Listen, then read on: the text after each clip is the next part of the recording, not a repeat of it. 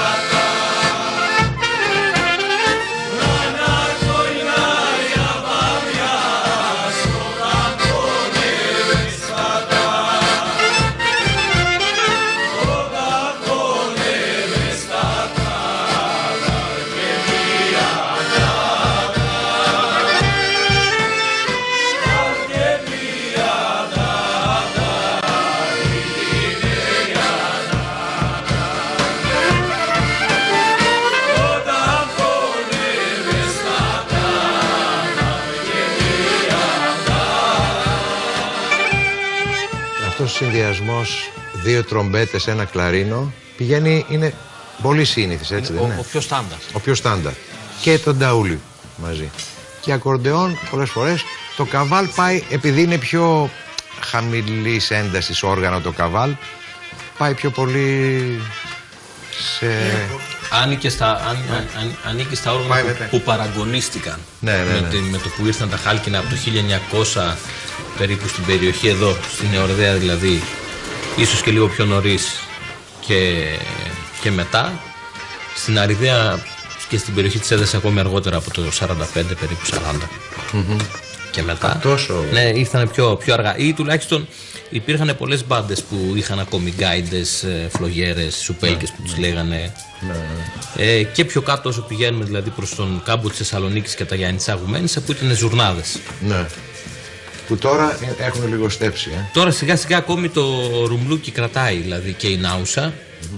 Οι Γουμένισσα σχεδόν έχουν αντικαταστήσει τους ζουρνάδες με τα χάλκινα. Αλλά δυστυχώς και πρόσφατα και όλα το φέτος, ας πούμε, πέθανε και ο τελευταίος καλός ζουρνατζής που είχαμε στο Ρουμλούκι, δηλαδή στην περιοχή της Αλεξάνδρας, ο Θωμάς ο Πάτμος. Υπάρχουν βέβαια άνθρωποι που παίζουν ακόμη και νεότεροι, που πάνε όμως στα πατήματα αυτού, ας το πούμε.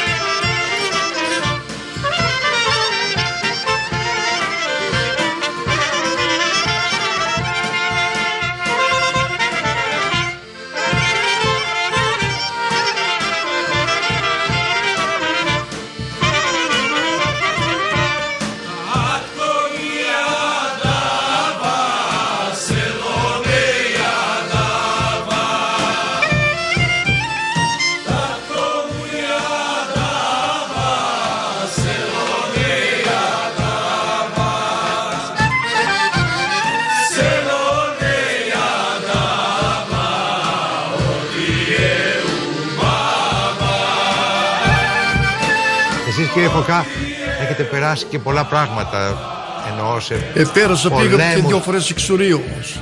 Τότε μετά τον εμφύλιο. Και μετά τον εμφύλιο και στον εμφύλιο και μετά και επιχούντας και. Και δεν φύγατε τότε μετά τον εμφύλιο προς τα Δεν πήγα. Α, δεν πήγατε πάνω. Δεν πήγα. Γιατί όσοι φύγαν δεν μπορούσαν να γυρίσουν, ξέρω. Δεν μπόρεσαν να γυρίσουν διότι έγινε νόμος το Δεκέμβριο του 82. Μάλιστα. που οι εκτός ελληνικού γένους δεν επιτράπει να επιστρέψουν εκ των πολιτικών φυγάδων. Και έτσι έμειναν οι άνθρωποι καταδικασμένοι ισόβια. Τα τραγούδια έμειναν γιατί τα τραγούδια δεν έχουν σύνορα, δεν έχει γέλος στα τραγούδια. Ό,τι τραγουδιέται στην Ελλάδα είναι όλα ελληνικά. Γιατί να απαγορευτούν? Τα τουρκικά επιτρέπονται, τα αμερικάνικα επιτρέπονται, τα εβραϊκά επιτρέπονται. Αυτό το πιο σωστό που λέτε, τα αμερικάνικα γιατί επιτρέπονται. Ιουνάκτα pomine s devet ljutirani, s devet ljutirani, side kuršuli,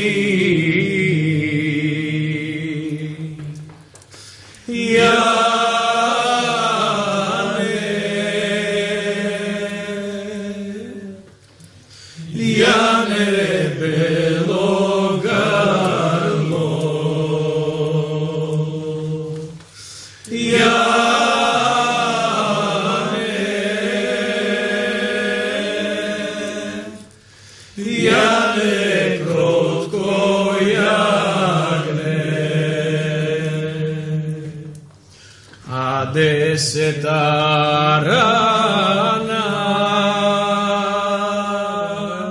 sonos probodena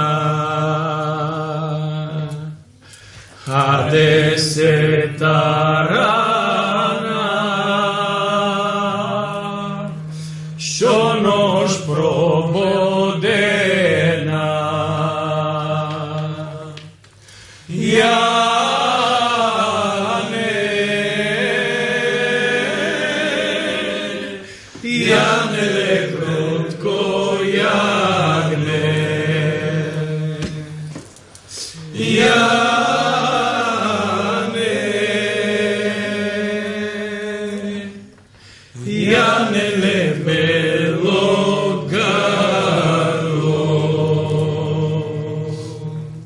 Εσείς όμως τα νιάτα σας τα λέγατε αυτά τα τραγούδια στις γιορτές, στους γάμους? Μέχρι το 36 τα λέγαμε. Τα λέγανε. Στους χορούς, στους γάμους γινόταν. Το Σαρανιτσουράπι Φερρυπίν, το Ελένο Μόμε Ελένο, επιτρέπουν. Τα τραγουδούσαν ελεύθερα και άλλα πολλά. Από το Μεταξά και μετά από το κόπηκε. Τέλος. Ευτυχώς διατηρήθηκε η μουσική γιατί μπορούμε να καταλάβουμε και τα λόγια μετά. Δηλαδή, εμείς οι νεότεροι που μεγαλώσαμε χωρίς να υπάρχει τραγούδι πέραν από το σπίτι, γιατί όταν βγαίναμε έξω από το σπίτι δεν υπήρχε μόνο μουσική. Οπότε, ακούγοντας τη μουσική και μετά κάνοντας μια καταγραφή ή ακούγοντας ένα τραγούδι από έναν παππού και μια γιαγιά, αμέσως καταλάβαινες το ποιο είναι. Γιατί γνωρίσαμε τη μουσική. Ωστόσο, υπήρχαν και πολλά τραγούδια που δεν τα παίξαν ποτέ οι ορχήστρες, αλλά ακολουθούσαν τα έθιμα.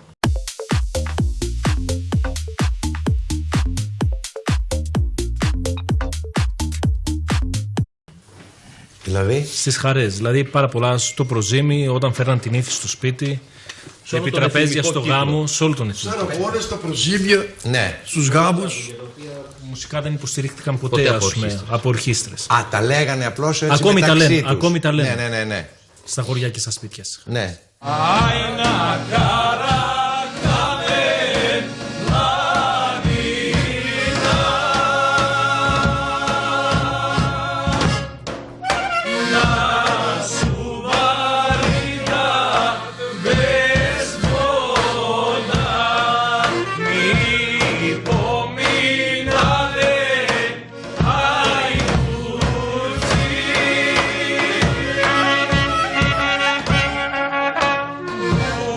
Četro